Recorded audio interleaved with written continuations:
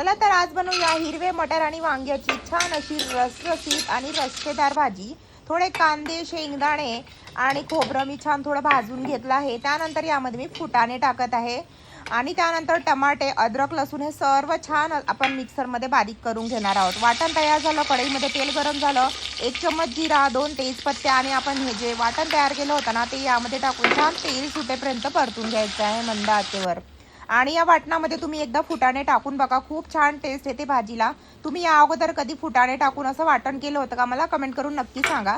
त्यानंतर आपण आपले बेसिक मसाले टाकूया। तिखट, मीठ, हळद, जिरा पावडर, धने पावडर आणि थोडीशी कसुरी मेथी सुद्धा टाकायची। त्यानंतर मी हे बघा हिरवे मटर आणि वांगे छान असे स्वच्छ धुवून ठेवले, ते सुद्धा यामध्ये टाकायचे, छान मिक्स करायचं आणि 1 ग्लास पाणी टाकून मंद आचेवर ही भाजी शिजवून घ्यायची। मस्त अशी रसरशीत भाजी तयार झाली। तुम्हाला कशी वाटली ही भाजी नक्की कमेंट करून सांगा, लाईक करा, शेअर करा आणि अशाच छान झटपट आणि चटपटीत रेसिपी बघण्यासाठी पटकन सबस्क्राईब करा। Super food hacks by Manisha. हे बघा मस्त आपली रसरशीत भाजी तयार झालेली आहे। कशी वाटली तुम्हाला ही भाजी? पटकन एक लाईक करा। चला बाय बाय, भेटूया पुढील रेसिपीमध्ये, तेव्हापर्यंत पटकन सबस्क्राईब करा,